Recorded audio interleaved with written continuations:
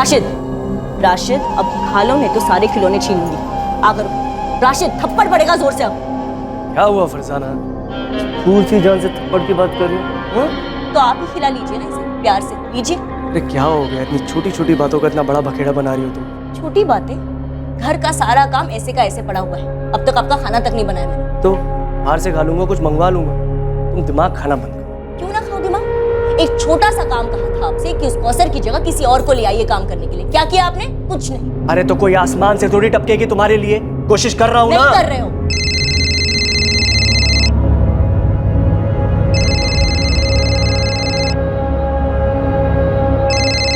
अरे बशीर क्यों फोन कर रहा है अभी? हाँ बशीर बोलो। अशफाक भाई कौसर कहाँ है? बात करो आप उससे मेरी। दिमाग सठिया गया क्या बशीर? मुझे इस तरह के भद्दे मजाक बिल्कुल पसंद नहीं है। क्या मजाक? मैं परेशान हूँ। कौसर कहाँ है?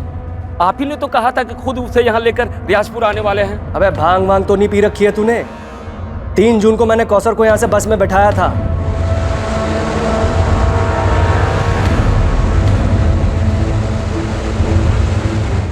और ईद के 1 दिन पहले वो रियाजपुर पहुंच गई थी। अब आप मजाक कर रहे हैं अशफाक भाई। कौसर यहाँ पहुंची ही नहीं है। आप तो खुद उसे यहाँ लेकर आने वाले थे, फिर उसे अकेले बस में कैसे बैठा दिया आपने? देख बशीर, ये चालाकी किसी और के साथ करना, समझा? तूने खुद मुझे बोला था कि कौसर की टिकट कटा के उसे बस में बैठा दूं, और तू रियाजपुर के बस स्टॉप पर उसे उतार लेगा। चालाकी आप कर रहे हो, खुल्लम खुल्ला झूठ बोल रहे हो। कहाँ है कौसर? कौसर अंसारी, उम्र 12 साल 2 महीने, घर काम करने वाली बाल मजदूर। कहां थी ये लड़की? कौसर 4 जून को रमजान के बाद जोधपुर से रियाजपुर पहुंचने वाली थी अपने घर वालों के साथ ईद मनाने के लिए, पर वो अपने घर पहुंची ही नहीं।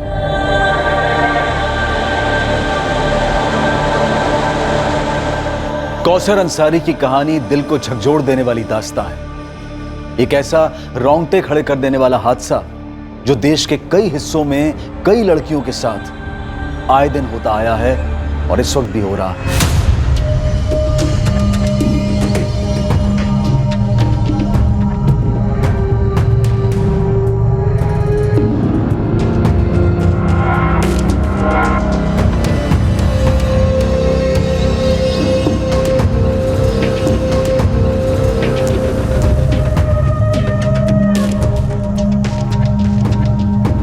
यास्मीन, मैं जोधपुर निकल रहा हूँ। लेकिन क्यों?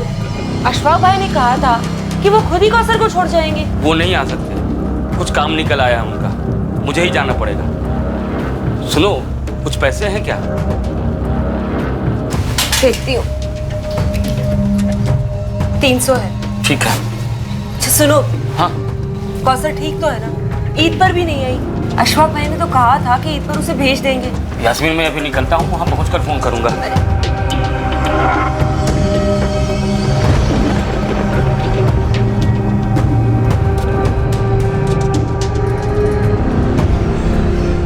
बस अब यही बाकी रह गया, वो बशीर आकर यहाँ अपना रोना देगा। अरे जो कर रहा है करने दो साले, 1 नंबर का लालची इंसान।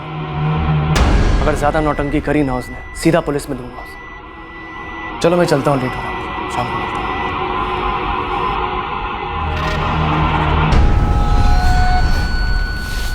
अस्सलाम वालेकुम मंजुम बहन। वालेकुम अस्सलाम। लतीफ भाई फोन क्यों नहीं उठा रहे हैं? वो राजकोट गए काम से। सब खैरियत है ना? अब परेशान लग रहे। अब क्या बताऊं, वो अशफाक भाई कह रहे हैं कि उन्होंने कौसर को 3 जून को ही गाड़ी में बिठा दिया था। वो घर नहीं पहुंची अभी तक? ऐसे कैसे बच्चे को अकेले भेज दिया? वही तो लतीफ भाई से बात करनी है। ये अशफाक में आके आसार कुछ ठीक नहीं लग रहे हैं।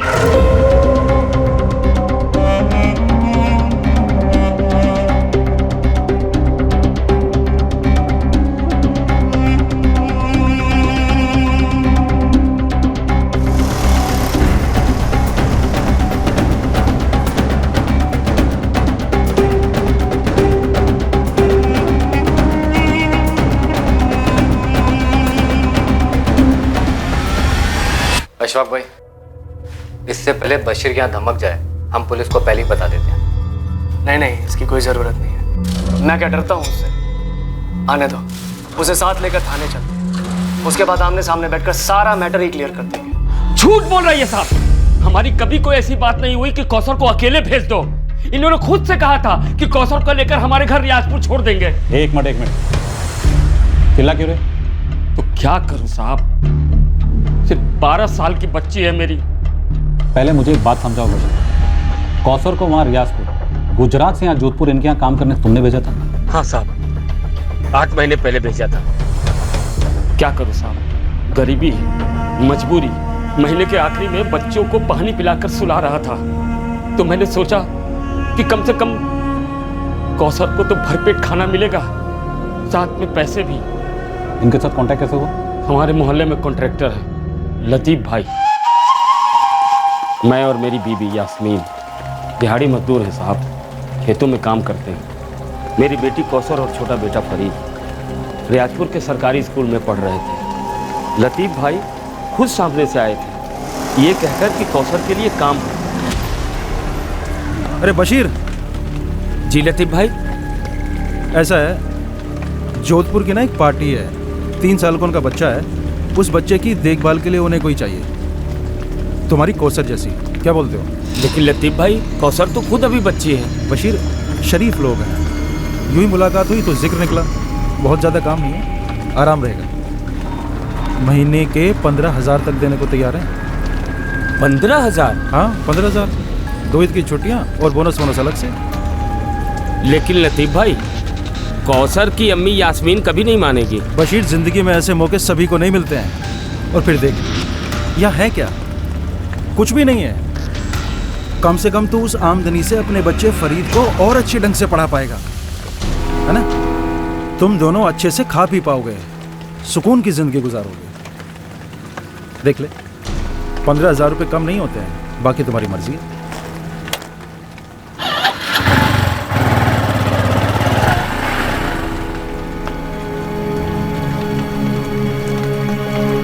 ना, मैं नहीं जाने दूंगी कौसर। अरे वो भी जोधपुर, इतनी दूर, बच्ची है अभी वो। अरे वो सब ठीक है, लेकिन कौसर उतनी छोटी भी नहीं, 12 साल की है। अच्छा एक बात बता, जब फरीद 3 साल का था और हम दोनों बाहर काम करने जाते थे, तो उसे कौन संभालता था? कौसर ही ना। वो बात अलग है, मैं कौसर को नहीं भेजूंगी। सोच यास्मीन, 15,000 मिलेंगे, इस पैसे से हम क्या कर सकते हैं? फरीद को आगे भी पढ़ा सकते हैं। अच्छा एक बात बता, हम दोनों मिलकर कितना कमा लेते हैं? और कौसर का क्या? हाँ, वो अभी से काम करेगी, उसकी पढ़ाई का क्या? अरे नहीं, वो लतीफ भाई ने कहा है, वो जो अशफाक भाई है ना, वो कौसर को रात के स्कूल में दाखिला करवा देंगे। और सुन, पढ़ाई का सारा खर्चा भी वही उठाएंगे। मेरा दिल नहीं मान रहा। देखो यास्मीन, कौसर को तो अपनी जिंदगी संभालनी ही है, तो अभी से क्यों नहीं? और वैसे हम लोग भी जो जिंदगी जी रहे हैं, उसे जिंदगी थोड़े ना कहते हैं। देखो, अल्लाह ने एक मौका दिया है, हम जज्बाती होकर उसे गवा नहीं सकते। मान जाओ यास्मीन, मान जाओ।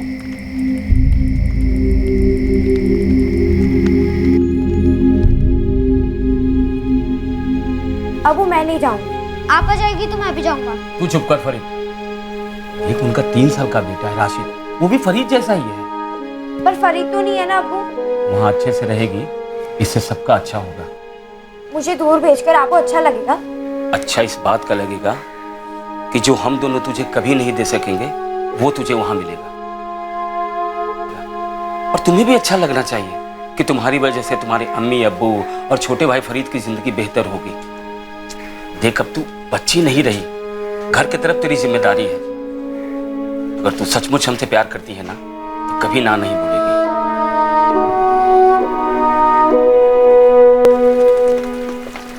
ना कहना आपा, कहोगी ना? वो लोग सिर्फ तुमसे काम करवाएंगे, तुम्हें बिल्कुल अच्छा नहीं लगेगा, रोना आएगा, तुम्हें हमेशा हमारी याद आएगी और हमें तुम्हारी। मत जाना, मैं कह दे रहा हूँ। चलो, बच्ची तो ना समझ है, लेकिन तुम्हें बेअक्ल होने की जरूरत नहीं है। वो तो लतीफ भाई हम लोगों के हमदर्द हैं, इसलिए 1 दिन का समय और दिया है मुझे। अब हम और देर नहीं कर सकते हैं, समझी? अरे मेरी बात सुन रही हो कि नहीं? सुन रही हूँ, पर मेरा दिल नहीं मान रहा। दिल होता ही है पत्थर रखने के लिए। तुम मना कर रही हो, इसलिए बच्ची भी नानुकुर कर रही है। समझाओ उसे कि महीने के 15,000 क्या होते हैं। किसी भी तरह मनाओ उसे। अगर हम लोगों ने ये मौका छोड़ दिया तो जिंदगी भर पछताना पड़ेगा।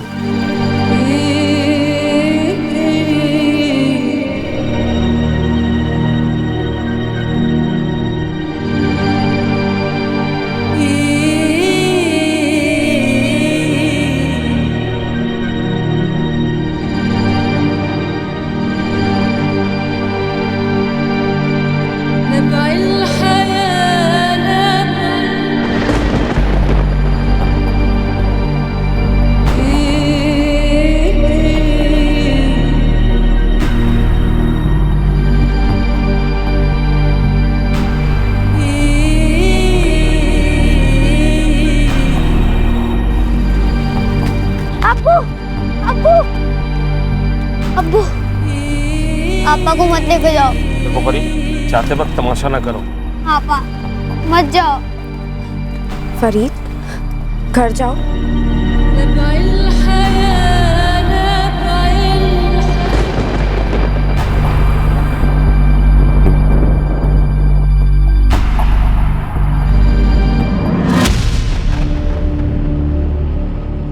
एक बात बताऊं को सर, अभी ऐसा मुंह लटकाए हुए है ना तुम, देखती जा।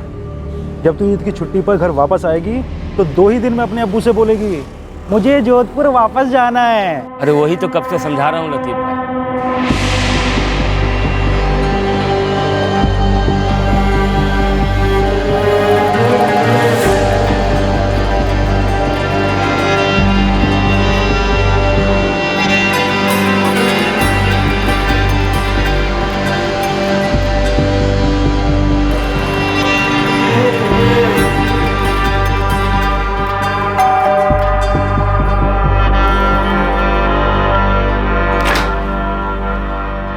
अस्सलाम वालेकुम फरजाना भाई। वालेकुम अस्सलाम लतीफ भाई। अब आइए ना, अंदर आइए।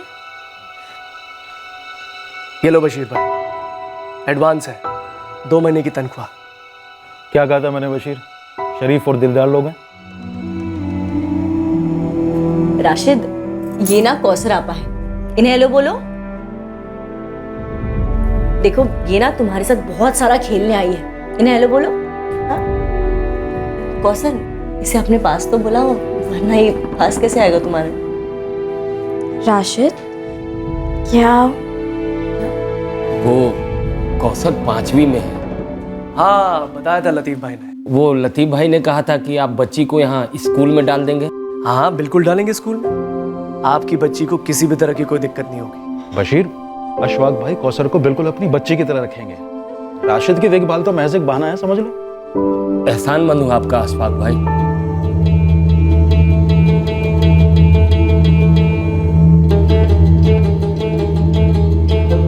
एक गरीब आदमी की बच्ची सिर्फ 12 साल की एक अमीर आदमी के घर में उसके छोटे बेटे की देखभाल के लिए काम पर रखी जाती है। यह हमारे देश के शहरों में आम है। आर्थिक कठिनाइयां न जाने कितने ही बच्चों को वक्त से पहले बड़ा होने पर मजबूर कर देती हैं।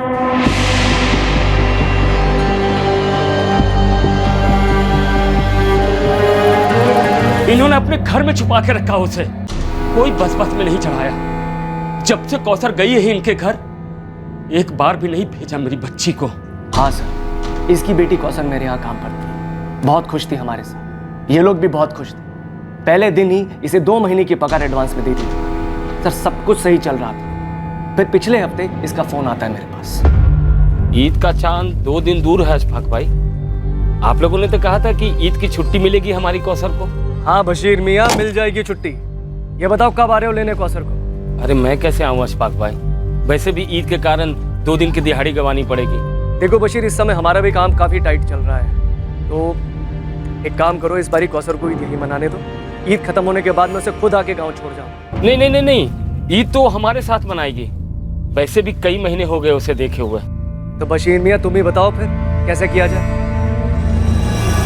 एक काम करो अशफाक भाई, आप कौसर को जोधपुर से रात वाली बस में बिठा दो।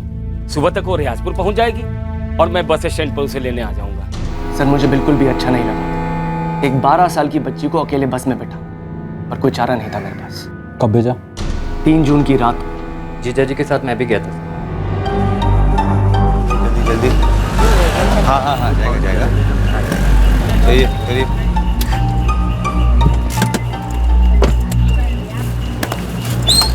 सामने बैठिए आप आइए। कौसर के हाथों मैंने बतौर ईदी खाने की चीज़ें और काफ़ी सारे तोहफे भी भेजे थे, उसके और उसके भाई फरीद के लिए। जब तक बस चल नहीं पड़ी, मैं और कासिम वहाँ से हिले तक नहीं। ये देखिए सर, टिकट की कॉपी भी लाया हूँ।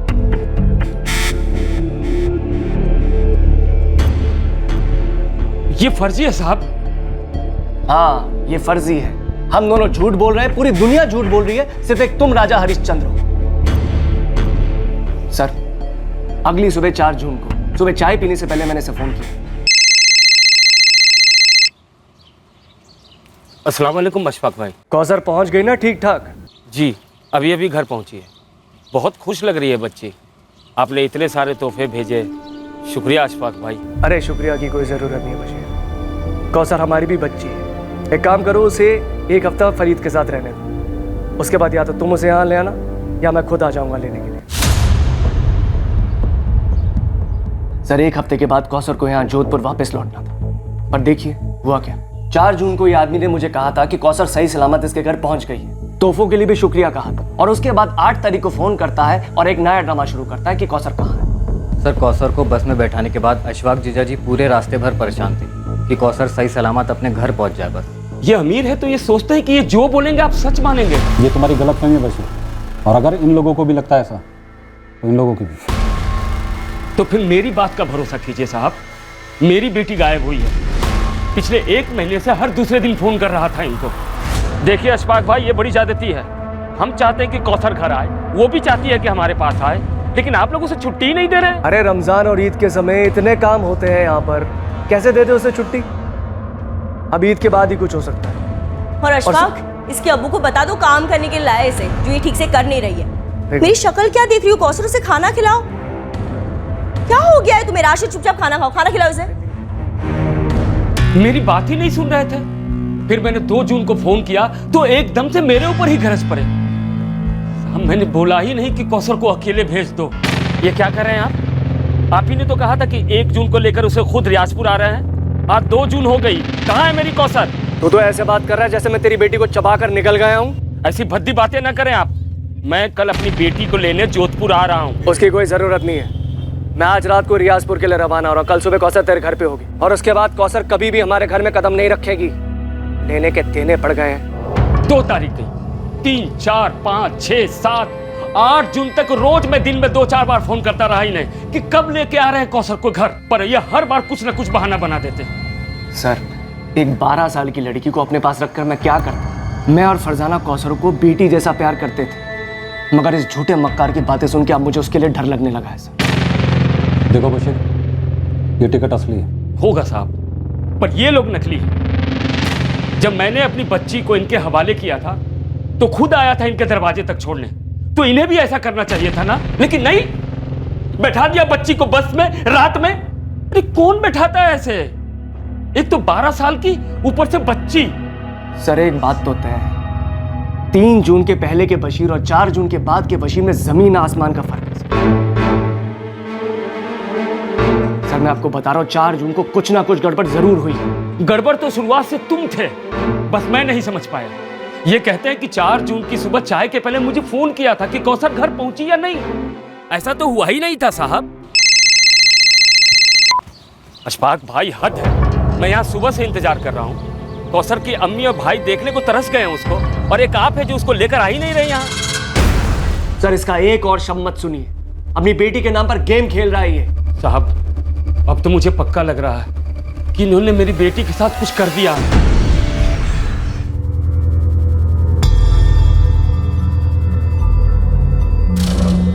फरजाना, फरजाना जी। ये कौसर अपना सामान कहाँ रखती थी? जी यहाँ।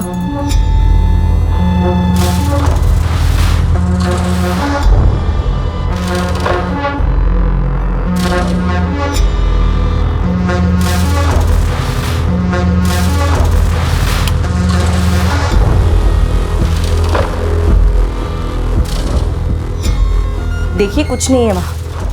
2 जोड़ी कपड़े में आई थी वो लड़की, और जाते वक्त सारा बैग कपड़ों से भरकर लेकर गई है। सारे कपड़े मैंने खरीद के दिए थे उसे, पैकिंग में भी मैंने हेल्प की थी।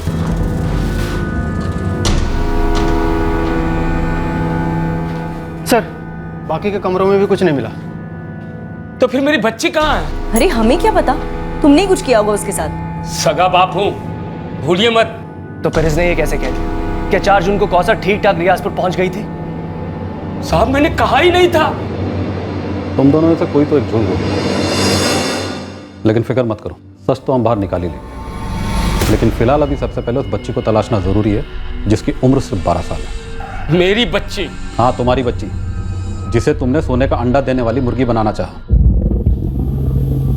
और आपके बच्चे की आया, जो खुद एक बच्ची थी। एक बात याद रखो आप दोनों, हम इस मामले की तह तक जाएंगे और सच का पता लगा के रहेंगे, लेकिन सबसे पहले कौसर को ढूंढना जरूरी है।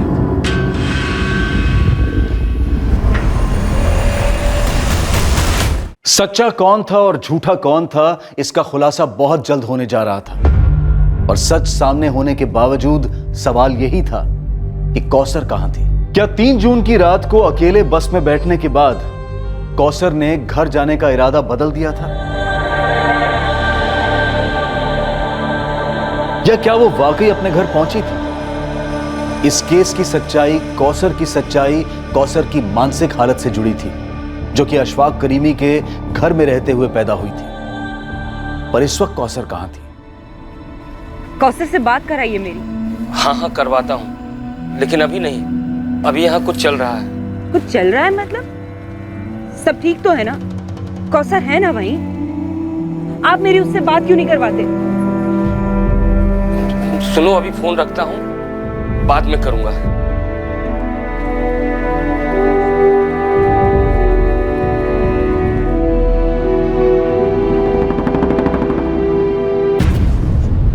कितना दूर है इसका घर? बस आने वाला होगा। लीजिए, आ गया सूर्या। नमस्ते साहब। सूर्या, 3 जून को अहमदाबाद जाने वाली बस में तू कंडक्टर था? हाँ साहब, क्या हुआ? उस बस का जो ड्राइवर था वो कपिल है, अभी ड्यूटी पर है। जैसे ही आएगा मैं आपके पास भिजवा दूंगा उसे। अभी से ले जाता हूँ। चल सूर्या। कहाँ साहब? चलो।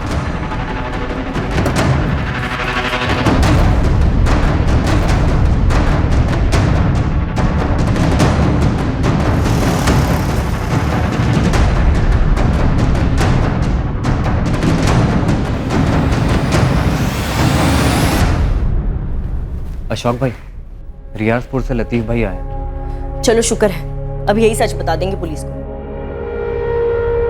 क्या बवाल खड़ा करके गई है ये लड़की? मैं तो कहती देखो फरजाना, तुम भड़कोगी नहीं, अब शांत रहोगी। वैसे मैं काफी परेशान हूं, इस समय नहीं।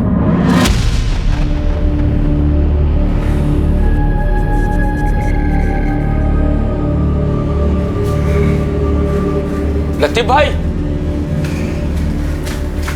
हाँ क्या लतीफ भाई, आप तो मेरा फोन ही नहीं उठा रहे हैं। खुद आ गया हूं ना। वो कौसर के बारे में सुना आपने? क्या हुआ? वो अशफाक भाई, क्या सोचा था क्या निकले। इतना बड़ा झूठा आदमी देखा नहीं मैंने। कौसर घर पहुंची ही नहीं और वो क्या क्या कहानियां बना रहे हैं। ऐसा कैसे बशीर? कौसर तो 4 तारीख को पहुंच गई थी ना। अशफाक भाई बोल रहे थे कि आप मेरी बात मानोगे या उस झूठे की?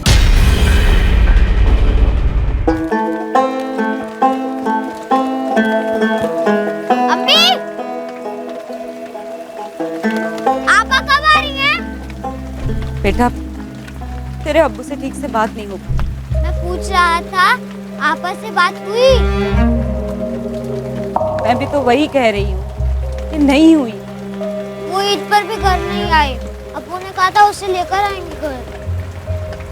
कुछ समझ नहीं आ रहा वहाँ चल क्या रहा। बताओ तो सही, कहाँ ले जा रहे हो आप मुझे? बैठ जा, चुपचाप बैठ, समझे? मेरी बेटी कहाँ है? तुम्हारे साहब ने कहा था उसे ढूंढ निकालेंगे। तेरी बेटी का पता अगर कोई बता सकता है ना, तो वो तू है, बशीर अंसारी, समझा? बैठ।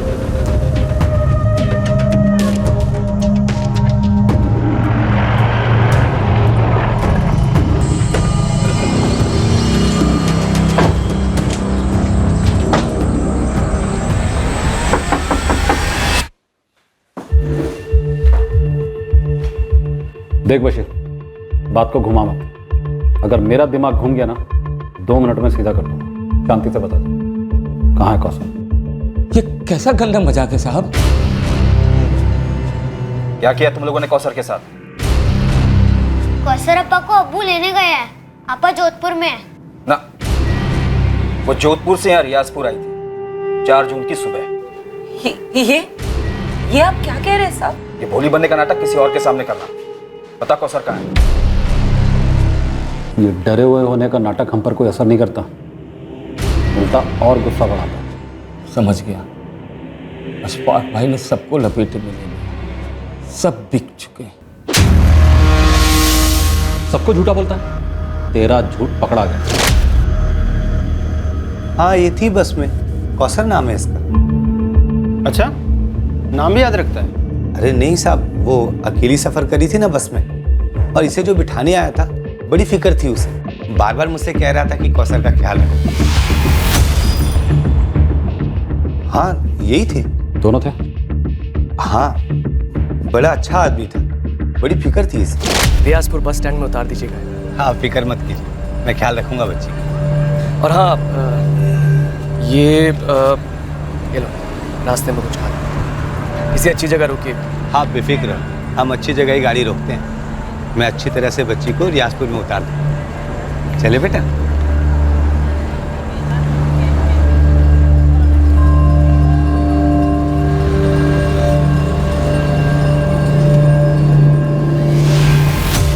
रास्ते में नाश्ता करवाया, नजर थी मेरी बच्ची पर, और फिर रियाजपुर बस स्टॉप में इसका बाप लेने आया था।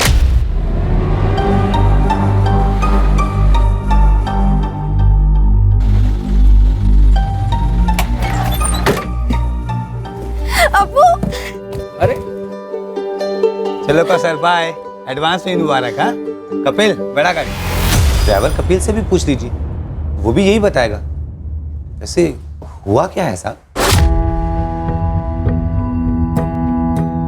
हाँ, कौसर नाम है। अपने कंडक्टर सूर्या और मैंने इसे रियाजपुर में उतार दिया था। बाप आया था लेने। कुछ हो गया क्या सर बच्ची को? अच्छा, वो बस कंडक्टर और ड्राइवर भी झूठ बोल रहे? सब बिके हुए। अच्छा, और वो तेरा लतीफ भाई? क्या क्या बोला लतीफ भाई? साहब, सारे जोधपुर में मैंने कई सारी बच्चों को काम पर लगाया है। आप किसी से भी पूछ सकते हैं। मैंने तुमसे तुम्हारा बायोडाटा नहीं पूछा लतीफ अब्बासी। मैंने सिर्फ इतना पूछा है, बशीर और अशफाक के बीच झूठ कौन बोला? साहब, मैं वही बताऊंगा जितना मालूम है मुझे। जल्दी बोल। 3 जून को फोन आया था मुझे अशफाक भाई का। देख लतीफ, इस बशीर को मैं तेरे जरिए मिला था, इसलिए तुझे बता रहा हूँ। ये आदमी मुझे कुछ ठीक नहीं लगता। कौसर को रियाजपुर अकेले भेजने के लिए इसने मुझे मजबूर किया है। अभी भी बस में बैठा कर आ रहा हूँ उसे, और इसने मुझसे वादा किया कि रियाजपुर बस स्टैंड पर उसे उतार लेंगे। लेकिन मेरा मन तो नहीं मान रहा था, लेकिन मैं क्या करता? बाप तो वो है ना, उसकी मर्जी। मैं 4 तारीख की सुबह ही काम से निकल गया था अपने गांव से। मैंने खुद जाकर नहीं देखा बच्ची पहुंची या नहीं। अगर अशफाक भाई बोल रहे हैं कि उन्होंने बच्ची को बस में बैठा दिया था, तो बैठा दिया होगा। वो झूठ नहीं बोले। मतलब बशीर झूठ बोल रहा है? पता नहीं साहब, लेकिन हाँ, ये बशीर बातें थोड़ा मिर्च मसाला लगाकर कहता है। सच बताता हूँ साहब, बच्ची शुरू में जाने को राजी नहीं थी, और ना ही उसकी अम्मी राजी थी, मगर बशीर जबरदस्ती कौसर को भेजना चाहता था। और साहब, ये तो पार्टी से 15 की जगह 20 चाहता था। मैंने बोला अच्छे लोग हैं, ज्यादा मुंह मत फाड़, मुझसे नहीं हो पाएगा ये सब। अच्छा, ये कौसर खुश थी अशफाक करीमी के परिवार से? पूरे 8 महीने थी वो उनके घर पर। खुश नहीं होती तो रहती नहीं वहां साहब। मुझे तो ये समझ में नहीं आ रहा है कि ये बशीर ऐसे क्यों पेश आ रहा है। अब ये ड्रामा बंद कर, चल बता कहाँ छुपा है कौसर को, क्या क्या उसके साथ? इस तरह चुप रहने से केस खत्म नहीं हो जाता, लंबा चलता है और तकलीफ बढ़ती जाती है।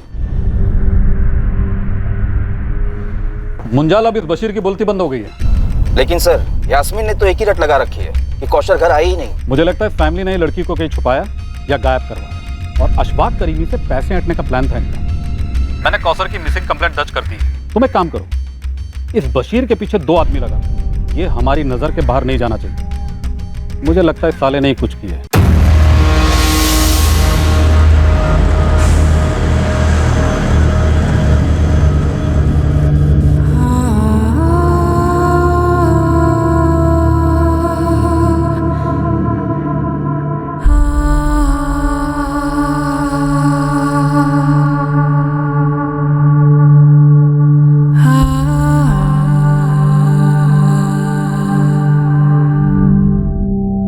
सर मुझे लगता है इस बशीर ने कौसर को कहीं और काम पे लगा दिया होगा। लेकिन तुम तो अच्छे पैसे दे रहे थे। सर अच्छे पैसे भी एक हद तक ही अच्छे लगते हैं, उसके बाद और ज्यादा पैसे चाहिए होते। लालच का समंदर बहुत गहरा होता है सर। तुम्हें क्या लगता है ये बशीर बच्ची को बेच सकता है एक साथ बड़ी रकम के लिए? सर मैं वहाँ तक तो नहीं सोचूंगा, पर इंसान को कोई भरोसा नहीं। पर सर बात यह है कि बच्ची बहुत प्यारी थी, हमारे साथ बहुत घुल मिल गई। और ये बशीर मुझे पहले दिन से कुछ ठीक नहीं लगा था, पर हमारे को बेटी से मतलब था, इसलिए हमने माइंड नहीं किया। हमें भी लगता है कि कौसर के गायब होने में बशीर शामिल है। हमारी तरफ से कोई कसर नहीं छूटेगी। हमने रियाजपुर पुलिस को बोल दिया बशीर पर कड़ी नजर रखी।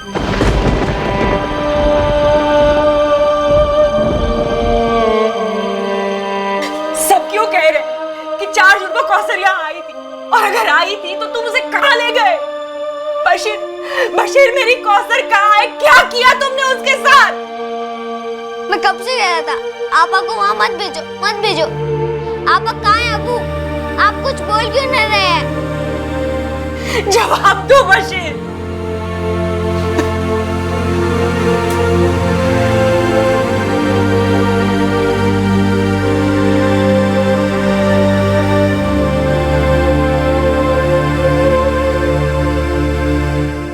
बस का कंडक्टर, बस का ड्राइवर, सब ने अशफाक और उसके साले कासिम को 3 जून की रात को कौसर को बस में बिठाते हुए देखा था। बस के कंडक्टर ने अगली सुबह को रियाजपुर में कौसर को अपने पिता के गले मिलते हुए भी देखा था। कासिम ने पुलिस को टिकट की फोटोकॉपी पेश की थी। लतीफ अब्बासी वो एजेंट जिसने अशफाक और बशीर को मिलवाया था कौसर को लेकर, वो भी अशफाक के स्टेटमेंट का समर्थन कर रहा था और बशीर पर शक।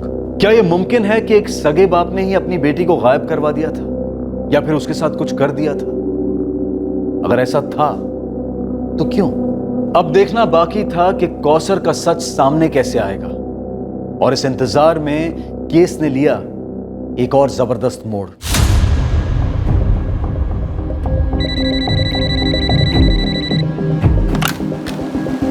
हेलो, हाँ मौलवी साहब बताइए। कल्पना जी, यहाँ रियाजपुर का एक मसला है जिसका ताल्लुक आपके जोधपुर से। बताइए क्या मसला है। एक बच्ची है यहाँ की जो वहाँ जोधपुर में घर का काम करती है। अच्छा, और? कल्पना जी, वो बच्ची गुमशुदा है। अब मौलवी साहब आप जरा मुझे डिटेल में बताएंगे प्लीज।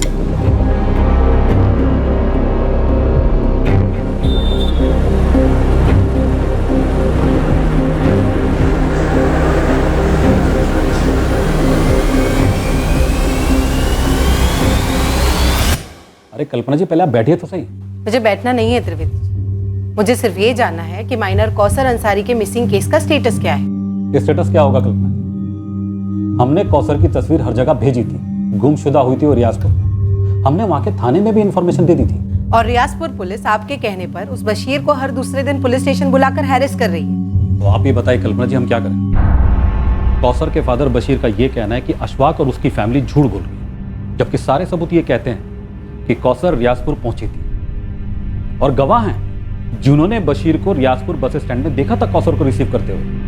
अब आप ये कह रही हैं कि बशीर की पत्नी यास्मीन ने आप लोगों के पास शिकायत की, तो सबसे पहले जाकर आप यास्मीन से कहिए कि वो अपने पति बशीर से पूछे कि कौसर कहाँ है, क्योंकि बशीर ही वो अकेला आदमी जो ये बता सकता है कि कौसर कहाँ का है, लेकिन वो कुछ बोल नहीं रहा।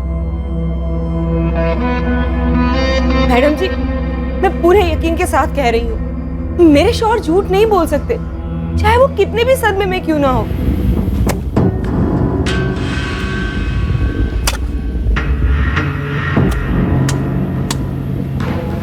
देखो यास्मीन, अभी तक के सारे गवाह और सबूत उसके खिलाफ हैं। और तो और तुम्हारे गांव का वो एजेंट लतीफ अब्बासी, उसने कहा है कि अशफाक ने बच्ची को बस में बिठाया और उसे तुरंत फोन किया। मैडम जी, मुझे नहीं मालूम किसने क्या कहा, मुझे बस मेरी बच्ची चाहिए। मुझे उसे जाने ही नहीं देना चाहिए था। मैडम जी, आपके हाथ जोड़ती हूँ, कुछ कीजिए उसे ढूंढने के लिए। ठीक है, मैं समझ गई। देखो, मैं कोई वादा तो नहीं कर सकती, लेकिन कुछ बड़े अफसरों को पहचानती हूँ। देखो क्या हो सकता है।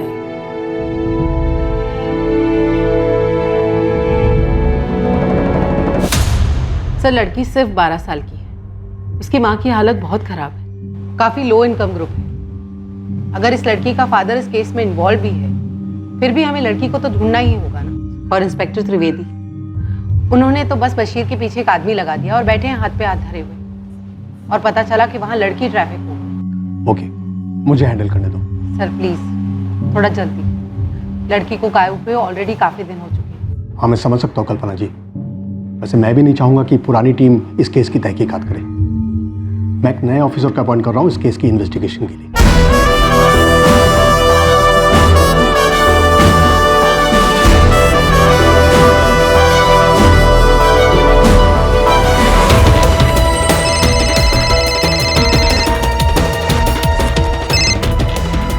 Good morning sir. 12 साल की माइनर लड़की है राजपूत। ऑलरेडी काफी टाइम निकल चुका है।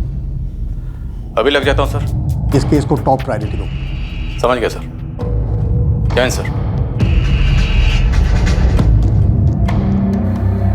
कल्पना, ताज्जुब की बात यह है कि बच्ची अभी तक घर नहीं पहुंची, और बच्ची कहाँ है किसी को कुछ पता ही नहीं। जी हाँ सर, इस बच्ची कौसर की माँ भी बहुत परेशान है। इस कौसर के पिता बशीर इस केस में मुख्य संदिग्ध है।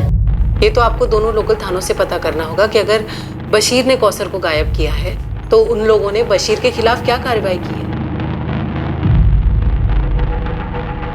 भैरवी, अशफाक को यहाँ बुलाओ। Okay sir. सर, इस बच्ची को जल्दी ढूंढना होगा। ये सिर्फ 12 साल की है। मुझे तो ये समझ में नहीं आ रहा है कि अशफाक ने 12 साल की बच्ची को अकेले कैसे छोड़ दिया, और वो भी ओवरनाइट ट्रिप से।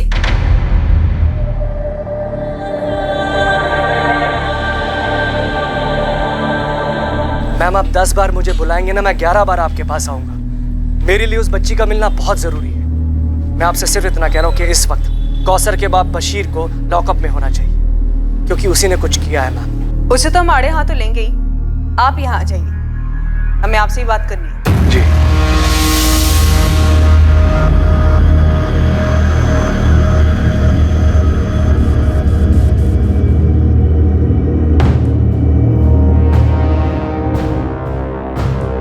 बशीर, ये मैं क्या सुन रहा हूँ? तुम्हारी बीवी मौलवी के पास गई और उन्होंने जोधपुर की किसी संस्था से बात की। पुरानी पुलिस टीम को हटाकर अब ये केस क्राइम ब्रांच को सौंप दिया गया। ये मसला उठाकर बशीर तुमने खुद अपने पैरों के ऊपर कुल्हाड़ी मारी। भुगतो अब। मंजाल, इससे पहले कि बशीर कहीं फरार होने की कोशिश करे, अपने आदमी भेजकर उठवाओ उसे। एक अरसे से हमारे आदमी ऑलरेडी उसे ट्रैक कर रहे हैं। वो तो फरार होने से रहा सर। भैरवी, मैंने बशीर को बहुत तोड़ा अपनी कस्टडी में, लेकिन उसने अपना मुंह नहीं खोला। बंदा ढीठ निकला।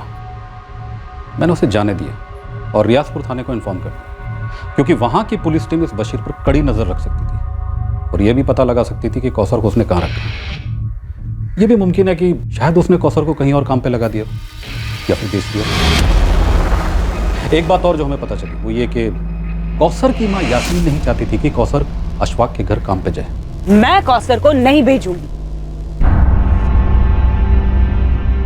और बच्ची खुद भी वहां जाना नहीं चाहती थी। फिर भी सर, राजपूत सर और मुझे, हम दोनों को यही लग रहा है कि आपको थोड़ी और कोशिश करनी चाहिए थी ये पता लगाने की कहीं बशीर ने खुद अपनी बेटी कौसर को कहीं बेच तो नहीं दिया होगा, और इधर अशफाक से भी पैसे ऐंठने की कोशिश कर रहा हूँ। हाँ, ये मुमकिन है।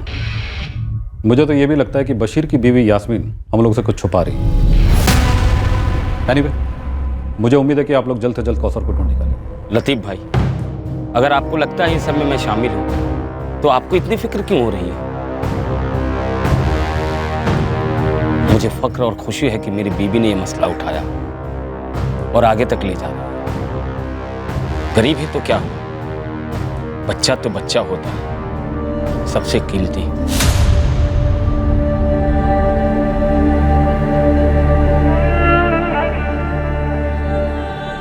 क्या पुलिस टीम बदलने से कौसर की तकदीर बदलने वाली थी? क्या उसे ढूंढ लिया जाता? क्या कौसर उस जगह मिलती जहां उसे उसके पिता बशीर ने ही भेजा था, उसकी मां को बिना बताए?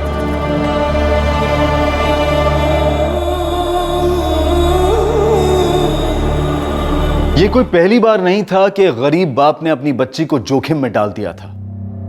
अपने घर से दूर उसे किसी और के घर में काम पर लगाकर मालिकों से पैसा ऐंठने की कोशिश की थी। और साथ ही यह भी कोई पहली बार नहीं हो रहा था कि अमीर परिवार के लोगों ने अपने घर पर काम के लिए रखे गए एक बाल मजदूर के बारे में पुलिस को झूठ बोला हो, उन्हें गुमराह करने की कोशिश की हो। पहली इन्वेस्टिगेशन टीम के पास इस बात के ठोस सबूत थे कि कौसर रियाजपुर पहुंची थी। अब सवाल यह उठ रहा था कि क्या उस टिकट की फोटोकॉपी और बस कर्मचारियों के बयान में खोट हो सकती है। हो सकता है कि कंडक्टर और ड्राइवर ने ठीक से ध्यान न रखा हो और बच्ची रियाजपुर की जगह किसी और ही स्टॉप पर उतर गई हो, कहीं और ही पहुंच गई हो, या फिर उसे कहीं और पहुंचा दिया गया। इस केस में एक बात काफी स्पष्ट थी कि कौसर के साथ कुछ गलत हुआ था। ये 12 साल की बच्ची कहां थी और किस हाल में थी, ये एक बड़ा परेशान करने वाला सवाल था।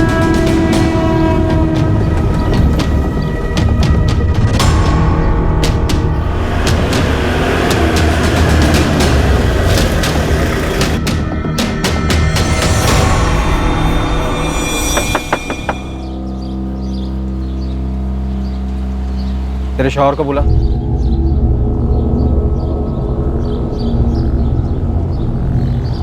तेरे लिए जोधपुर क्राइम ब्रांच चाहिए।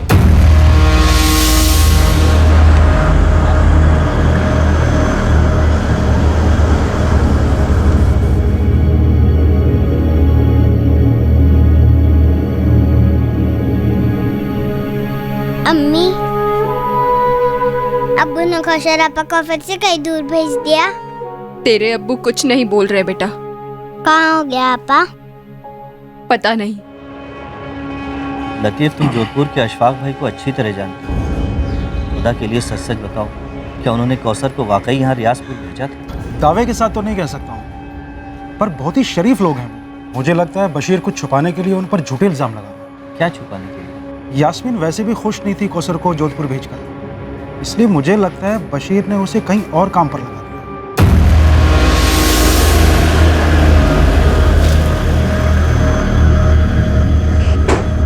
मैंने बशीर से साफ साफ कहा था कि कौसर को अकेले भेजना सेफ नहीं है। फिर भी आपने उसे भेजा? सर जिद पर अड़ा था। मैंने उसे ये तक कहा कि ईद के 2-4 दिन के बाद या तो मैं या तो कासिम खुद आकर कौसर को रियाजपुर छोड़ जाएंगे। अब पूछ लीजिए कासिम से। बिल्कुल सर, अगर उसका बाप अड़कर नहीं बैठता तो अशफाक भाई उसे कभी अकेले नहीं भेजते। लेकिन ईद जितनी आपकी थी उतनी कौसर उसके घर वालों की भी थी, तो आप उसे ईद के बाद ही क्यों भेजना चाहते थे? क्योंकि सर काम की वजह से मेरे पास बिल्कुल भी टाइम नहीं, इसीलिए मैंने बशीर से कहा कि तुम खुद आओ और अपनी बेटी को लेके जाओ यहाँ जोधपुर से, लेकिन उसने भी यही कहा बिजी हूँ, नहीं आ सकता। लेकिन फिर भी 12 साल की लड़की को ऐसे अकेले, वो भी रात की बस? सर ये बशीर मेरी जान खा रहा था कौसर को भेजने के लिए, इसीलिए मेरे पास कोई चॉइस नहीं थी। मैंने ईदी के तौर पर उसे काफ़ी सारे तोहफों के साथ बस में बिठाया था। मैंने कंडक्टर से भी कहा था कि इसका ध्यान रखना। अब आप बताइए मैं और क्या करता? वो आपके घर पे 8 महीने थी ना? जी। तो इन 8 महीनों में आपने उसे एक बार भी अपने घर क्यों नहीं जाने दिया? क्योंकि सर उसने कभी भी छुट्टी नहीं मांगी, बहुत खुश थी हमारे साथ। मेरा बेटा राशिद अभी भी मुझसे पूछता कि कौसर आपा कहाँ चली गई। सर सच बताऊं तो मुझे कभी भी भनक भी नहीं लगी कि बशीर ऐसा नहीं। मुश्ताक, तुम्हारी टिकट की रिसीट पे पैसेंजर का नाम और नंबर क्यों नहीं है? मैडम छोटी सी ट्रेवल एजेंसी है, सस्ते टिकट है। हमारे ज़्यादातर पैसेंजर वो मजदूर टाइप होते हैं। मतलब अब कहाँ सबके नाम नंबर और एड्रेस नोट करता रहूँ? अगर नोट किया होता तो आज कौसर को ढूंढने में हमें काफ़ी मदद मिल गई होती। मैडम मुझे थोड़ी ना पता था कि ऐसा कुछ होने वाला है। मेरे बस ड्राइवर और कंडक्टर भी पहले वाले पुलिस से बोले थे कि उन्होंने लड़की को ठीक ठाक रियाजपुर उतार दिया था और बस स्टॉप पे लड़के का बाप भी उसको लेने आया था। मैडम इससे ज़्यादा हम क्या कर सकते हैं? साहब 2 दिन में ईद थी, अगर वो रियाजपुर में थी तो किसी ना किसी ने तो पक्का देखा होगा उसे। अगर वो रियाजपुर उतरी थी तो हो सकता है रियाजपुर बस स्टैंड से उसका पिता बशीर उसे अपने साथ कहीं लेकर गया, टैक्सी से, रिक्शा से या फिर पैदल। अब्बू, अरे चलो का सर, बाय।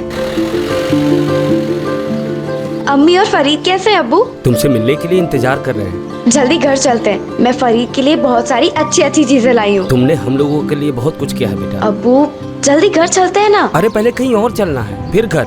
कहाँ अब्बू? चलो तो सही, आओ। कहाँ? आओ ना।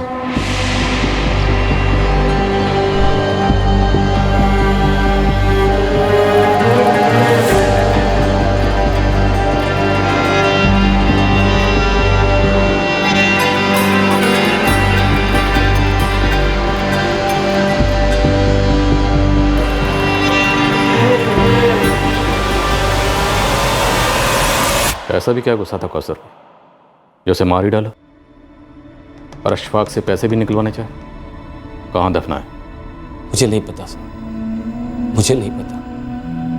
मुझे उस पर किस बात का गुस्सा था, लेकिन एक बात सच है, सच हो सकती है। क्या?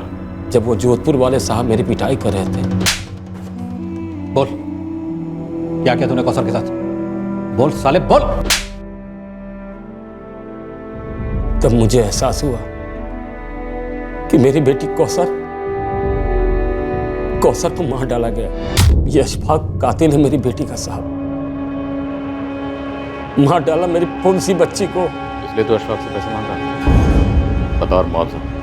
इस कौसर को काम पर रखकर ना बहुत बड़ी गलती कर दी है सर। आप इस बशीर को आड़े हाथों लीजिए, बहुत बड़ा गेम खेल रहा है। कैसा गेम? सर ये जब भी जोधपुर आता है इस केस के सिलसिले में मुझे फोन करता है। अशफाक भाई, केस लंबा चलेगा तो तकलीफ आपको होगी। कहना क्या चाहता है बशीर? आप मुझे मुआवजा दे दो, 15 लाख, केस वापस ले लूंगा और कौसर को भी भुला दूंगा। कलीस बेगैरत आदमी अपनी बेटी का सौदा कर रहा है तो मुझसे? सर इस आदमी का मकसद सिर्फ पैसे हटना है। मैंने इंस्पेक्टर त्रिवेदी से भी यही कहा था, जैसा भी हो कौसर के बारे में पता लगाइए। क्या पता इस बशीर ने उसे पहले ही मार दिया हो। तो फिर लाश कहाँ है? बताइए ना, कहाँ है लाश? 10 दिन हो गए मेरी बच्ची को गायब हुए। किसी को तो मिलती।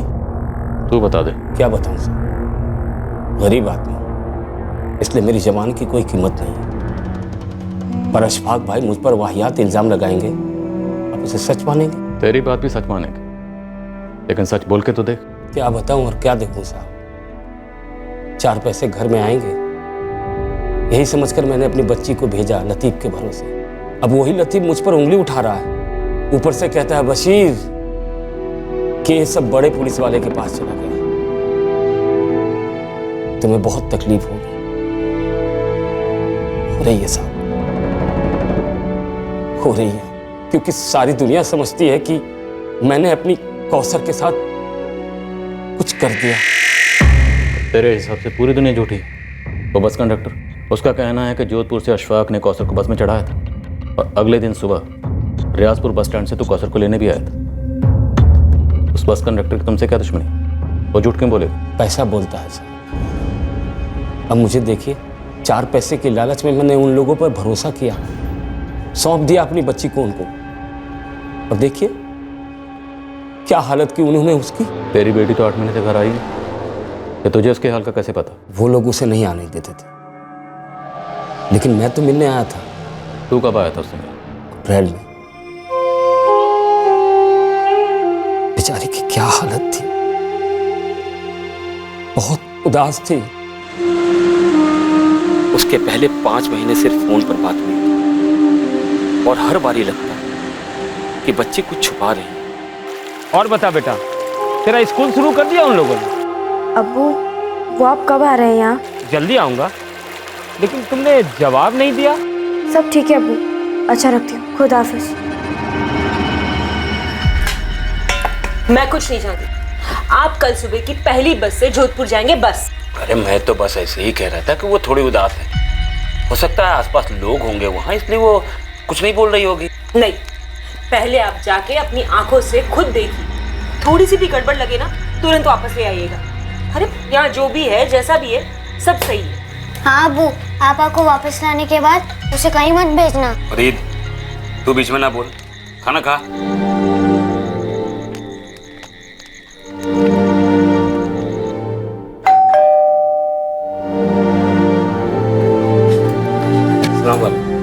अरे बशीर, एकदम अचानक से? जी बस रहा नहीं गया, बुलाइए ना कौसर को। रुको बुला।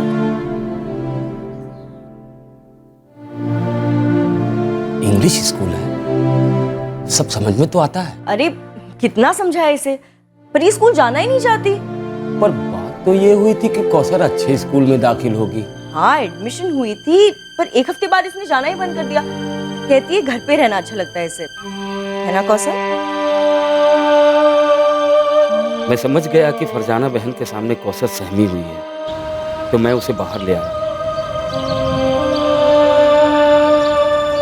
अब बोल, स्कूल क्यों बंद कर दिया? अब्बू, ये लोग पूरा दिन मुझसे काम करवाते हैं, घर के सारे काम। ये कोई एक बार की घटना नहीं है, कम से कम पैसों में नौकरों से ज्यादा काम करवाना मध्यम वर्गीय परिवारों में एक आम बात है, और अमीर घरों में तो यह सबसे ज्यादा देखने को मिलता है। कुछ अजीब सी धारणाएं सुनने को मिलती हैं, जैसे कि ये लोग तो कोई भी काम कर लेते हैं, इन्हें तो आदत होती है काम करने की, थोड़े में भी बहुत खुश हो जाते हैं ये लोग, वगैरह वगैरह। अक्सर मालिकों को लगता है कि वो नौकरों को खाना, कपड़े और सोने की जगह देकर कोई बहुत बड़ी दिलदारी का काम करते हैं। बड़े गर्व के साथ खुद नौकरों और दुनिया वालों को इस बात का एहसास दिलाया जाता है कि देखो कितने दिलदार हैं हम। पर इंसान की गरिमा का क्या, उसके हक का क्या?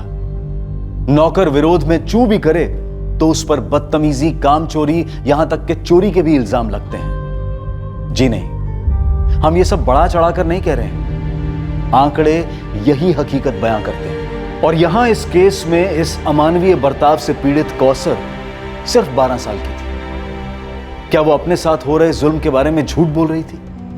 मुझे उस दिन मेरी बच्ची को वापस ले आना चाहिए था। तो क्यों नहीं ले गए? मैं उनकी बातों में आ गया था साहब।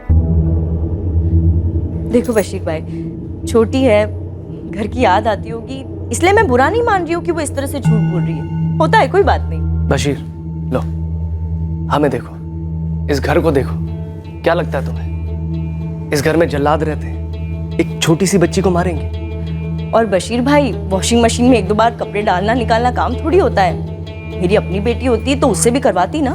पर बच्ची कह रही थी कि आपके यहाँ और कोई नौकरानी नहीं है।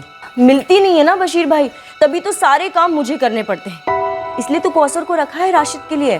बशीर, हम तुम्हारी बच्ची को अपनी बच्ची की तरह ही रख रहे हैं। और रही बात स्कूल जाने की, तुम्हारी बच्ची मानती नहीं है, बहाने बनाती रहती है। कभी टीवी देखना है, कभी कुछ और करना है, बचपना है। और इस महीने दोबारा करवा देंगे ना एडमिशन। आप फिक्र मत कीजिए बशीर भाई, जितना पढ़ेगी उतना पढ़ाएंगे हम। और हाँ, देखो मैंने उसकी पगार 15 की जगह 18,000 कर दी, ठीक है? बशीर देखो, अच्छे अच्छे बच्चे भी कभी कभी झूठ बोला करते हैं। हम बड़ों को उनकी बात को इतना सीरियसली नहीं लेना चाहिए। हाँ, और जैसे जैसे होश आएगा ना, वो झूठ बोलना भी बंद कर देगी। और 1 साल उसको यहाँ पे रख कर देखो, तुम्हारे घर जाने के लिए मना कर देगी। हाँ, और ये कहानियां बनाना भी बंद कर देगी।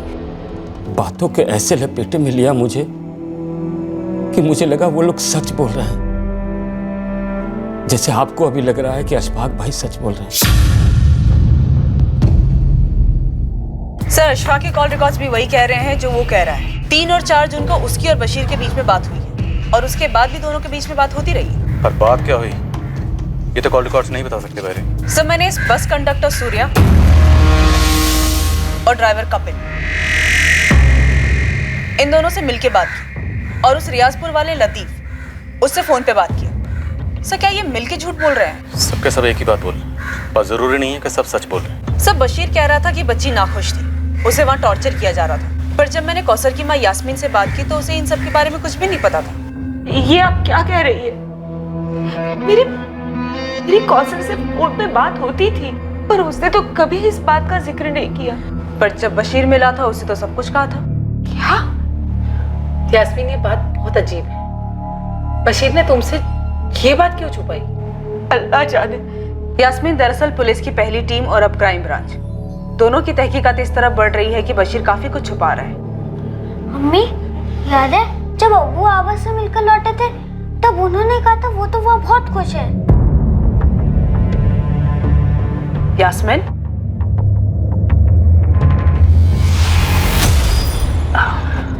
कौसर काफी खुश है वहाँ, और वो लोग भी उससे काफी खुश हैं।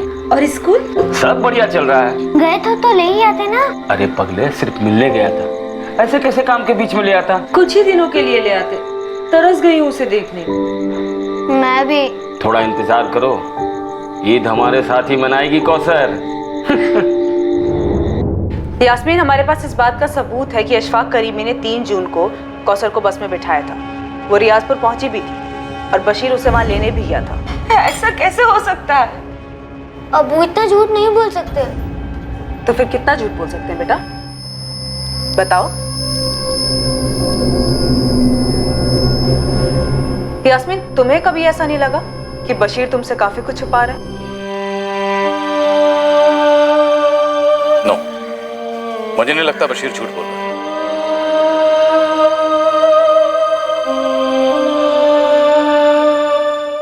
बट सर हमारे पास कोई सबूत नहीं है ये साबित करने के लिए कि अशफाक और फरजाना ये दोनों झूठ बोल रहे हैं। हमारे पास बशीर के खिलाफ सबूत के तौर पर एक बिना नाम के टिकट की रेसिट, कुछ बिना डिटेल के फोन रिकॉर्ड्स और 3 गवाह जो इंसान, पर हम सब जानते हैं इंसानियत बिकाऊ है। एक्चुअली सर मुझे इस बस कंडक्टर सूर्या और ड्राइवर कपिल इन दोनों पे पहले शक हुआ था। इस बस का लास्ट स्टॉपेज है अहमदाबाद। मैंने वहाँ पे अपनी एक टीम एक्टिवेट कर दी है ये जानने के लिए कि कहीं ये दोनों किसी रैकेट में तो शामिल नहीं है। रैकेट बिजली की तरह काम करते हैं। भैरवी वक्त निकला जा रहा है। बच्ची कौसर कहाँ है?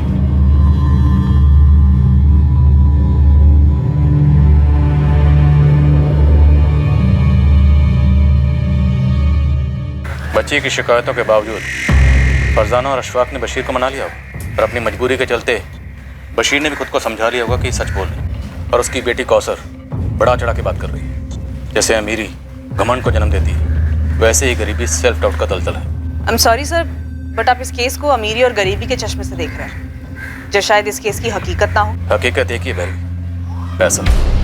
पैसे से बड़ी कोई रियलिटी नहीं। पैसा कुछ अमीरों को एक फीलिंग देता कि कुछ भी खरीद सकते, सच्चाई को भी।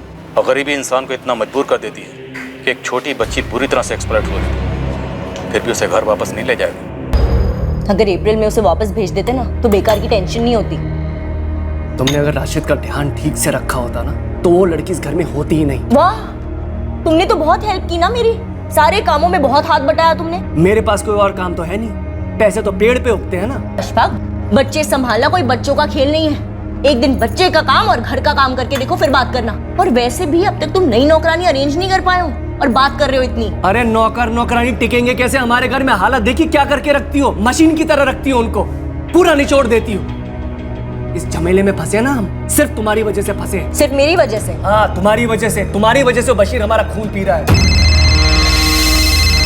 और एक ये तुम्हारा निकम्मा भाई, एक काम ठीक से नहीं होता इससे। हाँ, अब तो तुम इस पर इल्जाम लगाओगे, खुद को बचाओगे ना? हाँ कासिम बोल। अशफाक भाई, ये नई पुलिस टीम लियाकत और शमशेर को उठा के ले गई है पूछताछ के लिए। उन्हें क्यों? मैं क्या जानूं अशफाक भाई, लेकिन कुछ ज्यादा ही फुदक रही है ये नई टीम। तो वो दोनों अभी कस्टडी में है? हाँ, ये गफूर आया है, उसने बताया कि उनको उठा के ले गए। क्या हुआ? अरे होना क्या है, बैंड बज रहा है हमारा।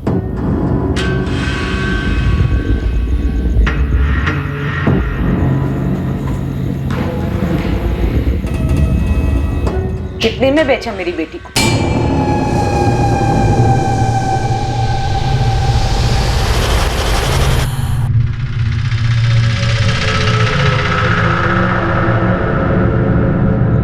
हम लोग एक जहन्नुम से निकले थे।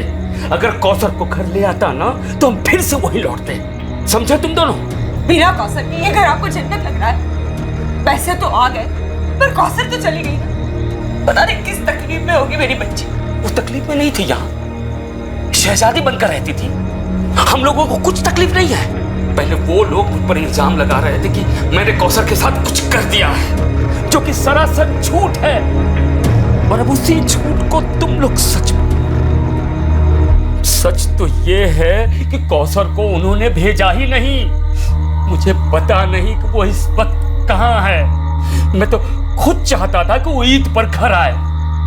मैंने तो एक अच्छी नौकरी समझकर वहां रखा था उसे, और पता नहीं उन लोगों ने क्या कर डाला उसके साथ। पैसे वाले कुछ भी कर सकते हैं, कुछ भी। मैडम, हम कैसे बता सकते हैं अशफाक भाई घर में क्या चलता है? हम तो उनके यूनिट के कारीगर हैं। मैं तो कभी उनके घर तक नहीं गया हूँ। अशफाक करीमी ने हमसे बताया कि कौसर को उसे रियाजपुर खुद ड्रॉप करने के लिए टाइम नहीं था, वो बिजी चल रहा था। भाई यूनिट का काम कहाँ चल रहा था? उसके वर्कर्स को उठा और पूछो कि ऐसा भी बिजी काम कहाँ चल रहा था, जिसकी वजह से उसने एक 12 साल की बच्ची को अकेले बस में भेज दिया, वो भी रात की बस से। सर, आप सिर्फ अशफाक पे इतना गहरा शक कर रहे हैं? हाँ भैरवी, क्योंकि मुझे गहरा शक है कि कौसर उस रात बस में नहीं थी। सर, हो सकता है अशफाक ने बस में बिठा दिया हो और रास्ते में उसके साथ कुछ हो गया हो। वो महज 12 साल की थी, गरीब घर से थी, लेकिन वो खुश नहीं थी। उसने साफ साफ लफ्जों में अपने पिता से अशफाक करीमी के परिवार की शिकायत की थी। अगर उसके साथ बस में कुछ हुआ होता तो वो चिल्लाती, झगड़ा करती, आसपास के पैसेंजर्स अलर्ट होते।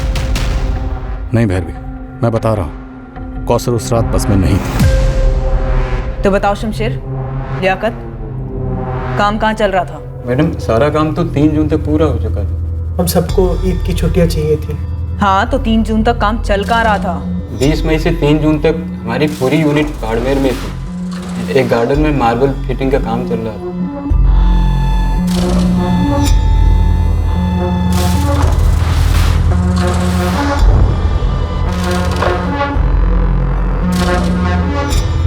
पार्टी अशफाक भाई की खास थी। हम पूरी ताकत लगा रहे थे ईद के पहले काम पूरा करने की। हमने 2 तारीख तक सारा काम निपटा लिया था। तो अशफाक करीम ने हमसे झूठ बोला कि उसके पास कौसर को रियाजपुर ड्रॉप करने का टाइम नहीं था। मैडम वो सब हमें नहीं मालूम। उनकी निजी जिंदगी है मैडम, हमारा कोई ताल्लुक नहीं। कौसर के साथ क्या हुआ था ये बहुत पहले पता चल सकता था, ठीक उसी वक्त जब मिसिंग कंप्लेंट दर्ज हुई थी, जब इन्वेस्टिगेशन पहली पुलिस टीम के हाथ में थी। एक अहम सुराग नजरअंदाज हो गया था, पर सवाल यह था कि यह नजरअंदाजी गलती से हुई थी या फिर जानबूझकर एक गुनाह पर पर्दा डाला गया था।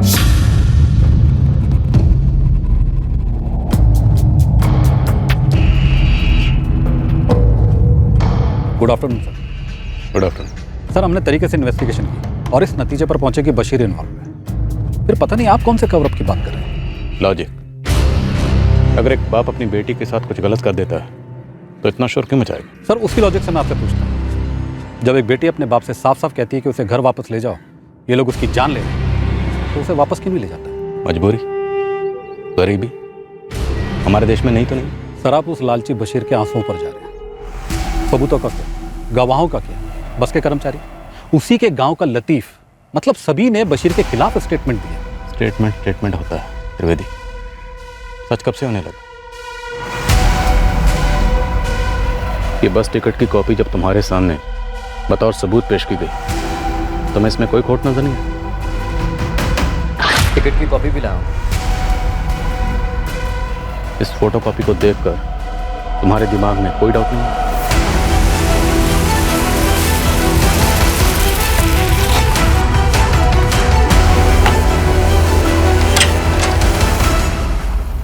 लतीफ अब्बासी, जोधपुर क्राइम ब्रांच तुमसे कुछ बात करना चाहती है। किस बारे में सर? 3 जून की रात को अशफाक ने तुम्हें कॉल किया था ना? हाँ किया था। उसी बारे में बात करनी है, चलो। अरे मालिक, मुझे क्यों घसीट रहे हैं सब में? जो सच था वो तो मैंने बता दिया ना आप सबको। अरे सब ये सब क्या हो रहा है? मैंने सच ही बोला था आप लोगों को, जैसा हुआ था वैसा ही बोला था साहब। मुझे कुछ भी नहीं पता उस लड़की के साथ क्या हुआ साहब। मैं सच बोल रहा हूँ साहब। ये सर मेरे ट्रैवल का काम है। मैं टिकट काट कर लोगों को बस में बिठाकर आगे भेजता हूँ बस। लेकिन लड़की बस में बैठी ही नहीं। इसमें मेरी क्या गलती? तो तेरे ड्राइवर और कंडक्टर ने कौन से हिसाब से बोला कि वो बस में चढ़ी और रियाजपुर जाके उतरी? अब सर ये तो आप ये लोगों से जाकर पूछिए ना। इसीलिए तुझे लेके जा रहा हूँ, तेरे सामने पूछूंगा। चलो। त्रिवेदी, घिन आ रही है पूछने में, पर मजबूरी है। कितने में सौदा हुआ था अशफाक के साथ? सर आप मुझ पर बेबुनियाद आरोप लगा रहे हैं। घिन तो उस बाप को आनी चाहिए जिसने अपनी बेटी की जिंदगी को पैसों की खातिर दांव पे लगा दिया। तुमने क्या किया उस जिंदगी को बचाने के लिए? ढूंढ के नहीं लिया कौसर को? पता क्यों नहीं किया कि 12 साल की मासूम जिंदगी के साथ क्या हुआ? आओ उस्मान। सर बच्ची रियाजपुर कभी पहुंची ही नहीं। बीच रास्ते में उतारी गई? शायद बस में कभी चढ़ाई भी नहीं गई। लेकिन बस के ड्राइवर, कंडक्टर सबका स्टेटमेंट कि बच्ची बस में चढ़ी थी और अगले दिन रियाजपुर बस स्टैंड से बशीर उसे कहीं ले गए। नामुमकिन है सर। रियाजपुर बस स्टॉप पर एक गवाह नहीं मिला है जो ये कह सके कि हाँ उसने बच्ची को देखा। और आखिरी बस स्टॉप अहमदाबाद, मेरे लड़के बोले किसी ने लड़की को नहीं देखा। बहुत फोटो घुमाई, एक टिप तक नहीं मिली। ये बस टिकट की कॉपी मुझे पहले दिन से खटक रही है। कोई मामूली से बस टिकट की फोटो कॉपी क्यों कराएगा? सबूत के लिए ना सर, कि उसने पैसेंजर के लिए टिकट खरीदी है। पर सबूत की जरूरत क्यों महसूस हुई? क्या उसे पहले से पता था कि लड़की के साथ कुछ हो सकता है और उसे पुलिस के सामने सबूत पेश करना पड़ेगा कि उसने झट से किया? सर उसे आभास हुआ होगा कि बच्ची को वो बस में अकेले बिठा रहा है, तो उसके पास प्रूफ होना चाहिए। नो वेरी, उसे कोई आभास भाभास नहीं। उसने जो करना था कर दिया और ये टिकट बाकायदा प्लानिंग के तहत खरीदा गया ताकि वह साबित कर सके कि बच्ची बस में चढ़ा दी गई थी। अगर ऐसा हुआ हो तो इस प्लान में उस बस का कंडक्टर, ड्राइवर, ट्रैवल कंपनी का मालिक और वो रियाजपुर वाला लतीफ सब शामिल होंगे। ये सवाल तुम्हारे दिमाग के रडार में आए नहीं त्रिवेदी? सर, जो सवाल मुझे ज़रूरी लगे मैंने पूछे दोनों पर। त्रिवेदी बच्ची का कत्ल हुआ, आलम है, और मेरा अनुमान गलत नहीं होगा। ये बात तुम्हें भी मालूम थी। बाढ़ में टीम गई है वहां पर। मुझे लगता है बच्ची की लाश को वहीं ठिकाने लगा गया।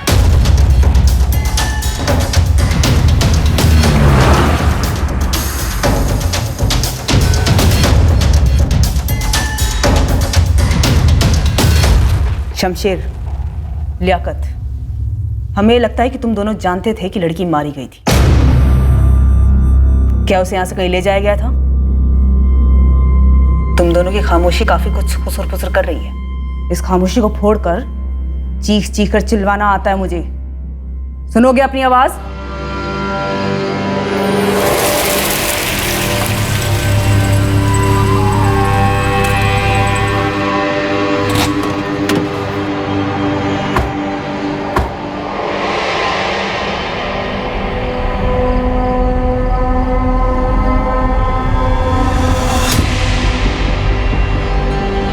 लोगों को एक मार्बल रिप्लेस करना है, बाकी कासिम संभाल लेगा। समझे तुम लोग?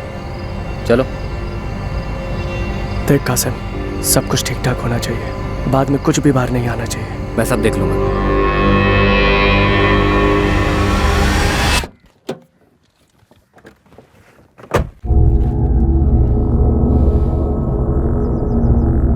लड़की वापस नहीं आने वाली, मारी जा चुकी। जो मारे जाते हैं वो खुद के लिए इंसाफ की गुहार नहीं लगा सकते। उन्हें इंसाफ दिलाना हम जिंदा लोगों का फर्ज है। तुम जिंदा हो त्रिवेदी?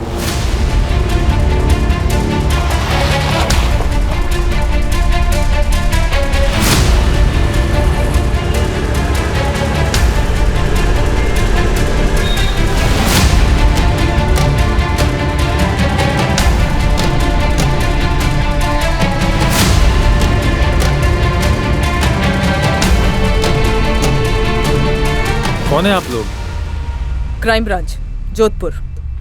बता शमशेर, कहाँ है कौसर?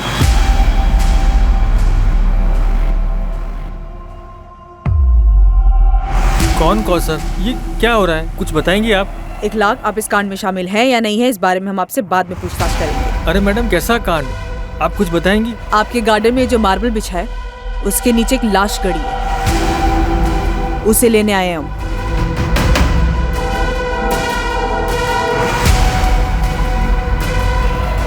ये सही है, इसी को रिप्लेस करेंगे। शुरू हो जाओ।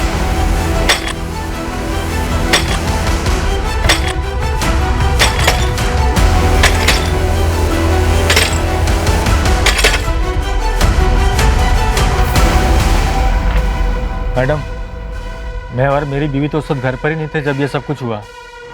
मैंने तो सिर्फ अपने दोस्त अशफाक को ये काम दिया था, इसके आगे हमें कुछ भी नहीं मालूम। इखलाक, वो सब हम मालूम कर लेंगे। वैसे मैडम, ये लाश मतलब कौन है, किसकी है? तुम्हारे दोस्त अशफाक के घर में काम करने वाली एक नौकरानी थी, 12 साल की बच्ची। आराम से, संभाल के। हाँ, ये लोग कुछ बोल क्यों नहीं रहे?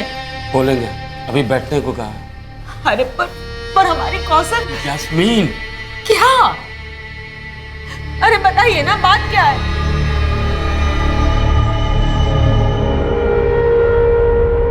मैडम, आपको दिखाई नहीं दे रहा है मेरे बच्चे की क्या हालत हो रही है? बच्चे के लिए कुछ चीज चाहिए तो बता दीजिए, मंगवा देंगे।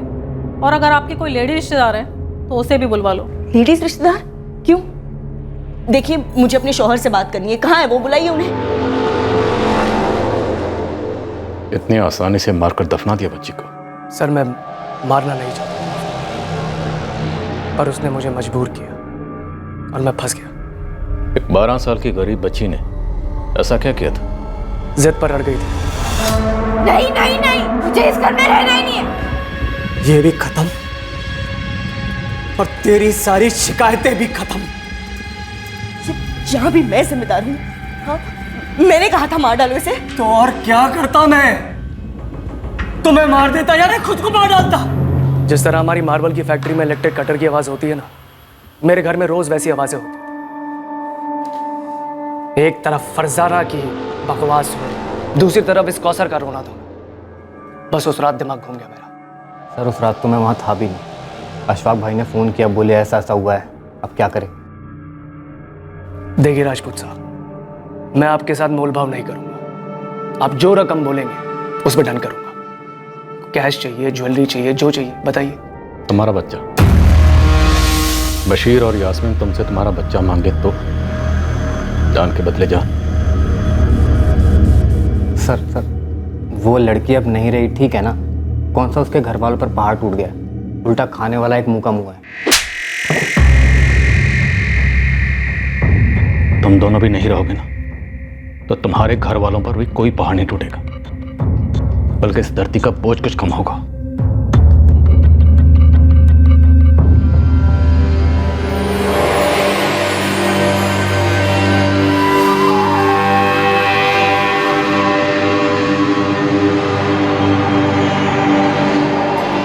इस कत्ल के बाद लाश को ठिकाने लगाकर केस को दबाने में हाथ बांटने वाली कई मुट्ठियां गर्म की गई। भरपूर पैसा खर्च किया गया था इस झूठी कहानी को रचने में कि कौसर जिंदा थी और घर भेजी गई थी। आना नहीं चाहिए किसी को, लेकिन अगर पुलिस आई पूछने तो तुम दोनों को मालूम है क्या बोलना और उस पर अड़े रहना। सब सेट है भाई, लेकिन एक बात है जो मुझे अभी सूझी। क्या? वो रियाजपुर वाला लतीफ अब्बासी। तुम्हें बोलना कि तुमने रियाजपुर में कौसर को देखा था बशीर के साथ। सवाल ही नहीं उठता अशफाक भाई, ये तो बहुत बड़ा झूठ हुआ, बुरा फंसूंगा। कैसे? मियाँ ईद का टाइम है, अगर मैं ये कहूँ कि मैंने देखा है, मेरे अलावा तो और किसी ने नहीं देखा होगा। लेकिन हाँ, एक काम हो सकता है। क्या? जल्दी बोल। आज रात को आप मुझे फ़ोन कीजिए और बोलिए कि आपने बच्ची को बस में बैठा दिया है। मैं पुलिस के सामने यही सब बोलूँगा। झूठ के इस दिए को जलाए रखने के लिए पैसों का भरपूर तेल पिरोया गया था। सभी एक आवाज में कह रहे थे कि कौसर जिंदा है, जबकि सब जानते थे वो मारी गई है।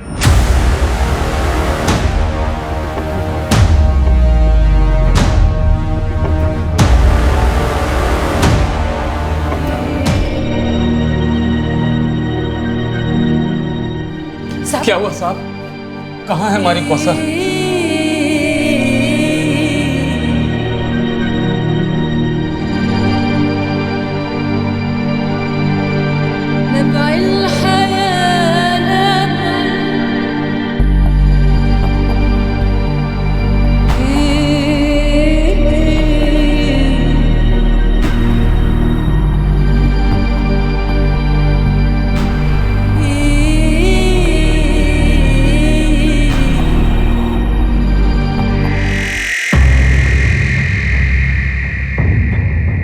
माँ बाप ने आइडेंटिफाई किया सर, कौसर अंसारी ही है। चार्जशीट में एक भी लूप होल नहीं रहना चाहिए, मैक्सिमम सजा दिलानी है इन्हें। बास्टर्ड्स, कैसे? आई मीन 12 साल की बच्चे के साथ कोई कैसे ये सब कर सकता है? सर आई स्ट्रांगली फील कि इंस्पेक्टर त्रिवेदी ने कवर अप किया। हालांकि अभी इस वक्त उनके खिलाफ कोई डायरेक्ट सबूत तो नहीं है, पर सर इस केस को दबाने के लिए इतने लोगों की मुट्ठियां गर्म करी तो ये इम्पॉसिबल लगता है कि इंस्पेक्टर त्रिवेदी जो इस केस के मेन इन्वेस्टिगेटिंग ऑफिसर थे, उन्हें घूस ना दी गई।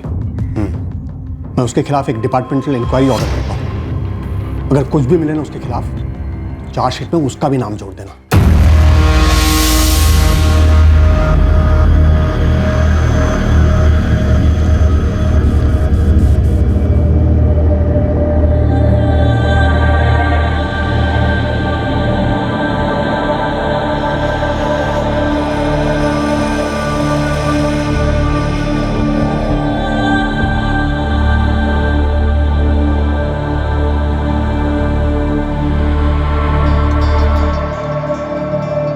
अशफाक करीमी पर कत्ल के लिए आईपीसी की धारा 302 के तहत चार्जेस लगाए गए हैं और सबूत मिटाने के लिए आईपीसी की धारा 201 के तहत भी उसे चार्ज किया गया है। कासिम जाफरी और फरजाना करीमी पर आईपीसी की धारा 201 के तहत सबूत मिटाने के चार्जेस हैं।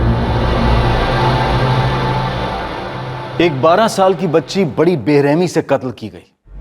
भयंकर तरीके से उसकी लाश को ठिकाने लगाया गया। कानूनी किताब में यह सबसे बड़ा जुर्म है, मर्डर, हत्या। लेकिन इस केस में एक और जुर्म काफी पहले हो चुका था, और वो है 14 वर्ष की नीचे की उम्र के बच्चे से मजदूरी करवाना। आर्थिक मजबूरियों की वजह से गरीब परिवारों के कम उम्र के बच्चों को अक्सर काम पर लगा दिया जाता है ताकि घर खर्च में थोड़ी राहत मिले।